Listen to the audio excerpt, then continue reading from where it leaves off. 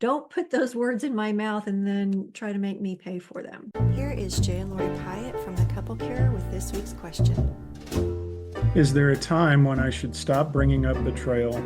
I find that I need to talk about it still months or years later. First off, that tells me that you don't feel heard, especially by your partner. Right. If your partner heard you, if you felt validated, if you felt like he really understood how much this did to you to the point where he's not going to do it again, then I don't think you'd still feel a need to talk about it. Now, there might be, say all that stuff did happen and you did feel validated and heard and you guys did heal to a certain extent.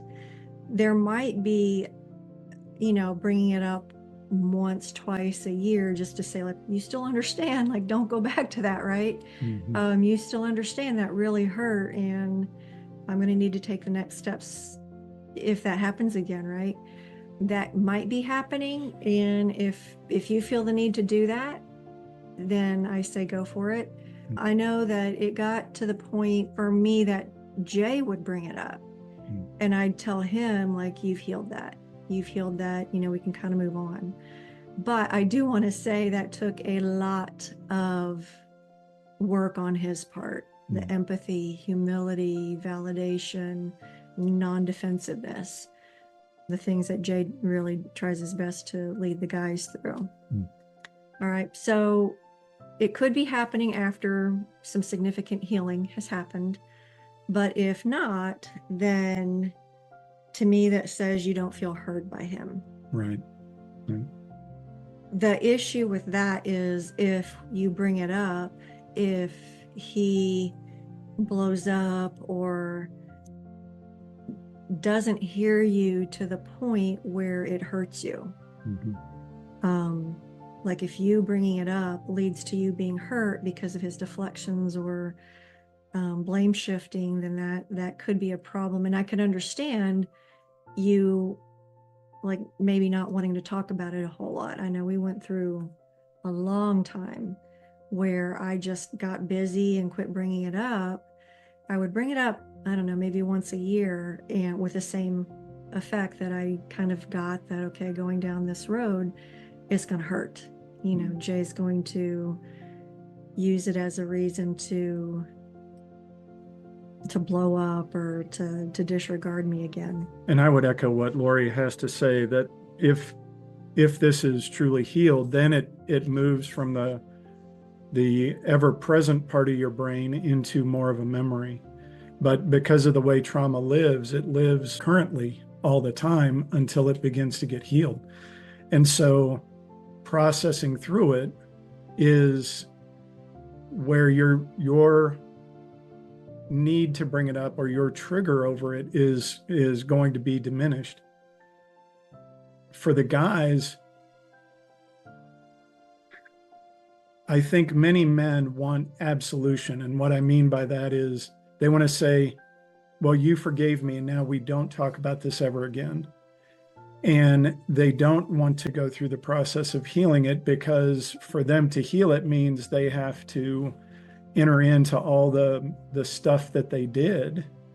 And they don't know how to do that. That's scary. That's hard.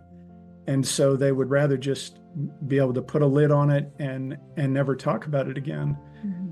And obviously that doesn't work. You need to process this with your spouse as much as you possibly can, because he is the best person to bring healing into that situation.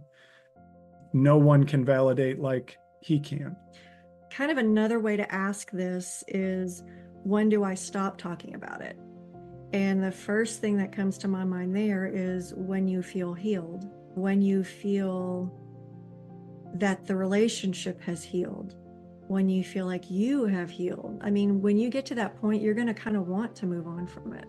Right. Your healing may not mean that you fully trust him, and that's okay.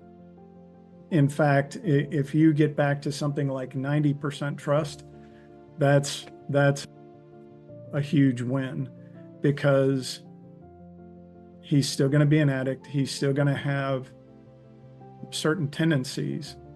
And if what you're looking for is 100% trust in order to feel healed, that may never happen, I don't think. The reason we say keep talking about it, and we're going to put a caveat on that, the reason we say that is because talking about it heals the brain. There's a guy called Mike the Science Guy that I went to a short seminar that he was giving, and he said, and I was kind of in your shoes, like, when do I stop talking about this? And it really validated what I felt in my soul was true, and that is, when we talk about it, our brains heal a little bit. All right, so continue talking about it. Now, the caveat is, if talking about it just causes him to hurt you more or to invalidate you more, then you don't necessarily have to talk with him. Like, if those things are happening where you bring it up and it's another injury for you, then maybe bring it up with him once or twice a year just to test the waters. Like, are you ready to have an adult conversation about this now? But until then, talk with other people.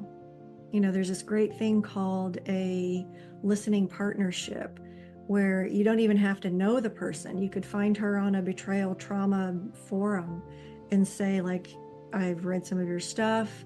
Would you want to enter into a listening partnership with me? And all that is just, you get a moment, you know, you get some time to just talk, and that other person will hear you and validate what you're saying. And then the roles are switched. The other person will talk, and you will empathize and just be a listening ear for them. All right, so consider doing that. Maybe you go out on forums and just type out your story and get validated that way. Obviously, counselors, you know, if you saw a counselor, do try to make sure they're betrayal trauma trained, just so they're not going to invalidate you as well, because that can really be harmful when you're like, I can't talk to my husband, so I'm going to go talk to somebody else who I feel like I can trust, and they invalidate you as well. That can be very, very jarring. Another set of people you can talk to is family or friends. You don't even necessarily have to go into the full detail. You know, you can just say, something really hurt me, I felt betrayed, and then go into the feelings. I feel lost. I feel just empty. I feel, you know, without going into that. And if the person presses and you don't necessarily trust them with the information, just say, I haven't been given permission to share that information with you. If you want to see if they're safe to begin with, you can just throw out some questions like, have you heard of this thing called betrayal trauma when it comes to porn addiction or sex addiction? Have you heard of relational trauma? Like, what's your take on what would create relational trauma? And if they say, like, only sexual betrayal, like physical sexual betrayal, then you can go, well, gosh, you know, I heard, what's your take on just porn addiction? And if they're like, oh, no, that doesn't even qualify, then maybe they're not the best person for you to talk to. But with them, you still can say, I don't have permission to share the full details with you, and I've been betrayed to a really, really deep level, and these are my feelings about it. You know, please empathize, please validate, you know, maybe help me come up with a plan after I feel heard and safe with you. Right, so those are things you can do as well. And guys, I'll refer you to episode 4.0, where we talk about raging at the addiction, that for an apology to have any meaning, we then have to humble ourselves and not dictate what that apology, how that lives, what that looks like for her, what she needs for that to feel repaired.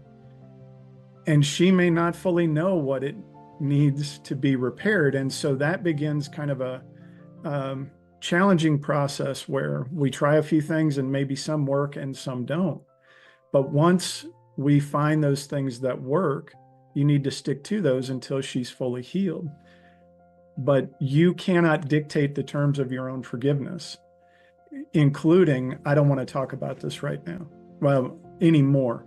Right now may be okay at times, but anymore is not. Yeah, if you were to say, I don't want to talk about this right now, it would be great for you to go, like, I need 30 minutes. Can we talk about it this weekend? Can we talk about it tomorrow night? That allows her to have some peace that, okay, we're not going to forget about this. Right. It's just postponed, Yeah.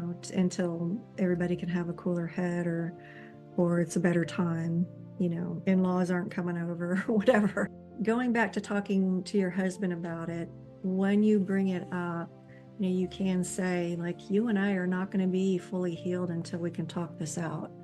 We're not going to be like, I need to grieve this with you. I need to be witnessed by you. I need to be heard by you so that the healing here can happen. I'm going to heal on my own. Right.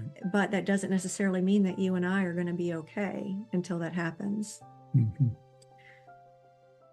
Then again, bring it up every 3 to 6 months, maybe 12 months, depending on what you feel comfortable with. At first, that might be hard. Going 3 months without talking about it can feel like death. And again, over time, you might find out that that feeling is better than trying to bring it up and continuing to be disregarded. Right. One more thing is, he might be more open to it as he nears death. I've heard of a lot of people becoming a lot softer hearted. They might even own their own stuff on their deathbed, or as they start seeing the factuality of, the factual nature of their own mortality. So just because he's not listening to you now, and just because he doesn't want to hear you now, doesn't necessarily mean that it will never ever happen. So keep the option open down the road if you plan on staying married to this person. And another thing that's coming to mind right now is, when he is at a place of listening, give it to him in small little bits. This is one word picture of how it felt like. Can you repeat that back to me? And it's important to have him repeat it back to you, just so you can put a stop to any thinking of, like, well, I hurt you and now, I'm nothing to you. No, I hurt you and now I'm the worst guy in the world. No, like, don't put those words in my, don't put those words in my mouth and then try to make me pay for them. Right. Guys, for you, one of the things that's critical in her healing is for you to enter into the pain that you caused. This is not about shaming you or making you pay or rubbing your nose in it. It was something that I said to Lori at one point in our process, are you just trying to rub my nose in it?